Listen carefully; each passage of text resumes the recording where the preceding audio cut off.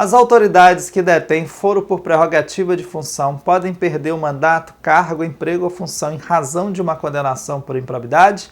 Esse é o tema central do nosso Pesquisa e Direito. Eu sou o professor Jean Nunes, esse é o Mini Aulas. Vem comigo!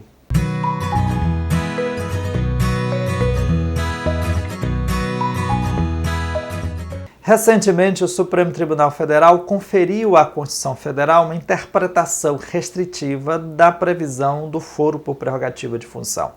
Para a Suprema Corte, é possível o reconhecimento deste foro, desde que a conduta tenha sido praticada após a diplomação daquele que ocupe mandato eletivo e que haja relação com o exercício do mandato. Fora dessas duas hipóteses, não preenchidos esses dois requisitos que são cumulativos, aquele indivíduo será processado perante a Justiça de primeiro grau. Observe, entretanto, que este entendimento jurisprudencial e esta previsão constitucional do foro prerrogativa de função se aplicam apenas às matérias de natureza penal.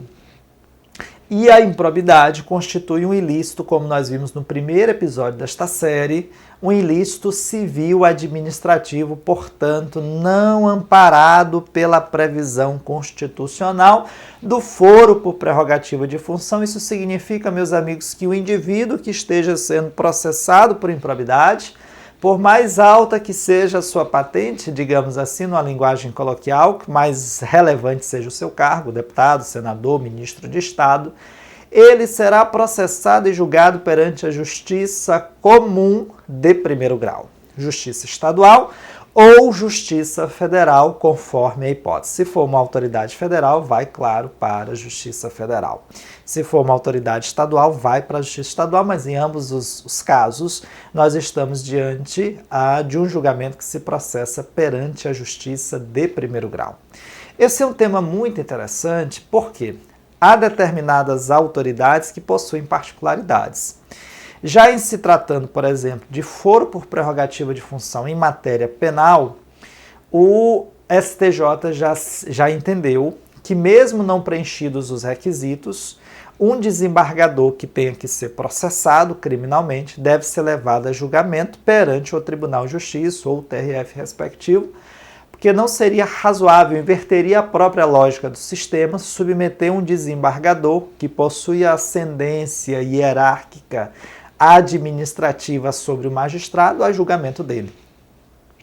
É bem possível que se entenda, à medida que a jurisprudência for avançando neste campo, que, em se tratando de improbidade por agente que integre na condição de membro os órgãos intermediários ou superiores do Poder Judiciário, que também se aplique aí a necessidade do foro para não subverter a lógica de que aquele subordinado estaria julgando o seu superior do ponto de vista administrativo, a hierarquia administrativa, melhor dizendo. Perfeito? Agora, uma questão muito interessante diz respeito ao membro do Ministério Público. Por quê, Jean? Porque em matéria penal, as leis orgânicas do Ministério Público, 75 de 93 e 65-25 de 1993, ambas as leis orgânicas do Ministério Público, federal, estadual, do Ministério Público da União e do Ministério Público em geral, estabelecem que a condenação penal não é suficiente para a perda do cargo do membro vitalício do MP. Além disso, o Procurador-Geral ou de Justiça ou da República precisa da autorização do seu respectivo Conselho Superior e ingressar com uma ação civil originária perante o tribunal para que ocorra a perda do cargo de membro do Ministério Público, de Procurador da República ou de Promotor de Justiça. Veja que situação interessante. Então, mesmo que ele tenha sido condenado por corrupção, por concussão, ou por qualquer outro crime gravíssimo, a perda não é automática e o juiz penal não pode impor essa perda porque dependerá a perda do cargo de ação originária promovida pelo PGR. Mas há uma exceção a esta regra, ou ainda esta regra aplicável em âmbito penal, mais uma vez, não se aplica em âmbito civil administrativo, por isso a distinção e importância da natureza naquele vídeo que inaugura essa série. Como a improbidade é um ilícito civil administrativo, pode o membro do Ministério Público perder o cargo diretamente em razão da condenação por improbidade. E nesse precedente, que é de novembro de 2019 do STJ, que foi divulgado nos informativos em fevereiro de 2020, o STJ entendeu que o julgamento dele deve ocorrer perante o juiz de primeiro grau, o que é uma situação bastante peculiar e interessante, porque se a condenação vier já de primeiro grau, se está dizendo que o juiz de primeiro grau, o juiz federal, o juiz estadual, pode impor ao membro do Ministério Público a perda da sua vitaliciedade, do seu cargo, em razão do cometimento de ato de improbidade. Veja que, ao se firmar esse precedente, nós estamos diante de uma situação peculiar, porque um deputado, imaginemos a situação de um deputado. O deputado, condenado por improbidade, ele vai ser perante o juiz de primeiro grau. Poderia o juiz de primeiro grau impor a ele essa pena de perda do cargo? Tradicionalmente, a jurisprudência sempre rechaçou essa possibilidade e a doutrina também foi na mesma via. Pode ele ser condenado por improbidade, ele pode sofrer as sanções por improbidade, mas essas sanções não alcançam, claro, a perda do cargo, que depende de um procedimento constitucionalmente delimitado.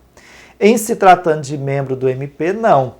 Em se tratando de membro do MP, esse precedente do STJ afirma que a condenação diretamente pode impor a perda do cargo de membro do Ministério Público. Veja que situação peculiar. Já quais outras sanções podem ser aplicadas? E ainda, se ele ocupa o mandato eletivo, ele vai perder o cargo que ele ocupava lá ao tempo da prática do ato ou também um cargo que ele ocupa hoje? Entendeu o STJ em precedente recente, tratando de vereador, que perde o cargo atual, como nós já havíamos mencionado em episódio anterior, inclusive o mandato eletivo. Perfeito?